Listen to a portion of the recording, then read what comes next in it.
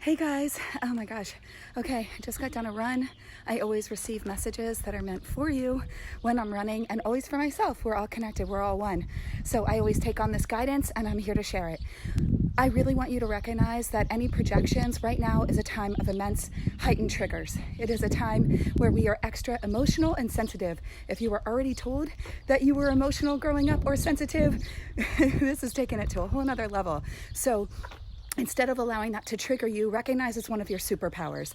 Recognize that all of your triggers are a roadmap for you to release and let go of all that doesn't serve you. Recognize that any triggers that are coming up are an indication of unhealed, unprocessed emotional pain or stuck stories. So let me go into this.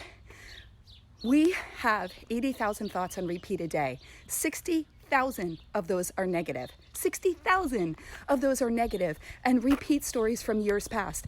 That means you could have experienced something through your 7-year-old little lens and interpreted it as meaning that you were not enough in some way. And it has fed into a limiting belief that has been with you your entire life. These limiting beliefs are what cause us to eat in excess, drink in excess, overtext, oversexed, overbuy, gamble, all the things that we overindulge in because we somehow want to numb out the pain of feeling like we're not enough in some way. Why is that so uncomfortable? Why is it so uncomfortable to believe that we're not enough? Why is it so uncomfortable to believe that we're not deserving or not worthy or that we can't have what we want? Because it's not true. Because it is a falsehood that the ego mind has created. The ego mind is the human mind. Since you've been born on earth, you've created a mind structure based off of your human experience. And it is set up for your survival, and it only knows what you have taught it. So if you believe that you have been harmed, if you believe and have fed into you not being enough, if you've been telling yourself that you're not good at sports, that it's hard for you to lose weight, that it's hard for you to make money, that you're always meant to struggle, that your lot in life is hard, then you're going to constantly look for supporting evidence throughout everything you experience in life to support those stories. So I'm in here today because one, I want to acknowledge any extra triggers that you're feeling and have you use those as a catalyst for your greatest change. Two, I want you to see any of those triggers and say, wow, that's my superpower. Me being extra emotional and sensitive, it makes me able to really be connected. And I get to use that for my highest good instead of it being what separates me, takes me down, or keeps me from what I want. And I'll teach you more on that in another video on how to really access, connect to your highest power, use it for your highest good, and make it your superpower. So stay tuned because that'll be our video in here tomorrow. But today, I want to really acknowledge the triggers that you're experiencing and help you to understand that you can release those. So we want to release and let go of that which doesn't serve us. There are some stories that you've created that feed into a positive story about yourself. So I want you to think about this right now. You have done this in a positive way because you might be going, well, Melissa, how do I do that? I feel really stuck. I don't know how to get out of my own way. You do. So empower yourself and remind yourself that you do because you've done it. I want you right now to take a pen and paper and write down what things are you naturally good at? What things are you very confident in? Is it knowing that people can always depend on you? Is it being a great nurturer, great mom, right? Great wife? Is it a great partner?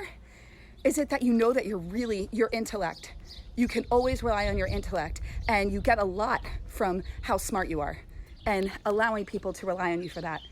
Are you an athlete? Do you get a lot from being an athlete? Do you get a lot from your looks? Right? We all have different things that feed positive aspects of ourselves where they become where we derive our worth from. And throughout our lives, we continue to rely on those areas where we've built our worth from, and they've defined us the same way. So see how you did that for areas where you felt good about yourself. Wherever we've gotten praise, it has added to our story of self-worth. And therefore, we're generally successful in those areas of our life, right? Now, what are the areas where you were criticized or critiqued or internalized it as somebody saying something negative? Remember, everything's always a perception through our own lens. So we never want to point the finger and go, that's because of my mom, that's because of my dad, this friend did that to me. We want to take ownership and acknowledge, okay, where did that come from for myself? How did I internalize those and have those add to my story? So now on a separate piece of paper, I want you to write down, what are all the things that you have said and told yourself you're not good at? The things you struggle with in life, right? So you're gonna have one column that's, what are all the things I naturally am good at that people have always praised me for? Maybe it's your sense of style, right? Maybe you're just a kind person, right? Maybe you have great skin, right? Great teeth, like whatever it is. And then on the flip side, you're gonna write, what are all of the things that you were told or criticized about that you just started creating stories saying, oh, I'm not a good athlete. Like I told myself I wasn't a good athlete. You know, like I never believed that I was, and here I am, right?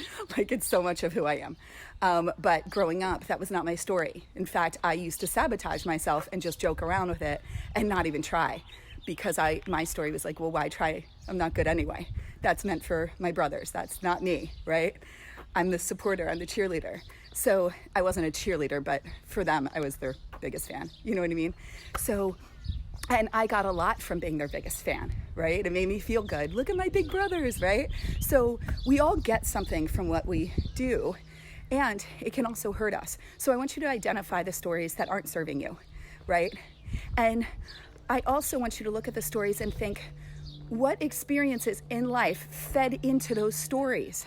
What experiences in life fed into those stories? So for instance, if you have a story that you're not good at sports, or that you were fat, right? I hate the word fat, but I'm using it to drive a point home.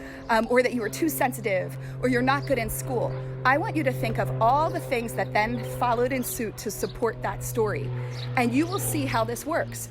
So what I want to empower you with today is, how about we let go of the stories that aren't serving us, recognizing that they're all just fabrications, that they were never ours to begin with, that they were all put on us by other people, and we kept adding to them as we were forming our own identity.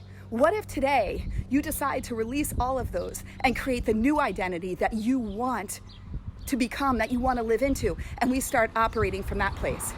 So that is what I want to encourage you to do today.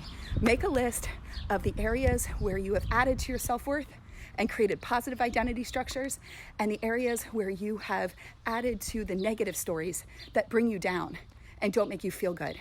Then I want you to rip up that list and write a new identity. And I also want to remind you of this very simple truth. You always know what's meant for you and what your truth is, and when you're connected to source, because it feels good and it makes you happy and it makes you feel excited and it makes you see opportunities and possibilities. And you always know when you're out of alignment and when you're not connected to source and to your truth, to your soul's truth, to your highest self, because it makes you feel bad what you tell yourself.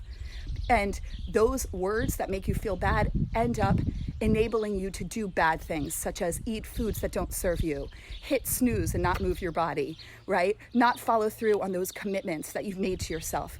And that is the largest energetic slap that we can ever give ourselves, is committing to do something for ourselves and not doing it. So you want to strengthen that muscle within yourself. So today I want to empower you. You do know the answers. You do know the next steps. You do know the path, and the path to feeling good never feels bad.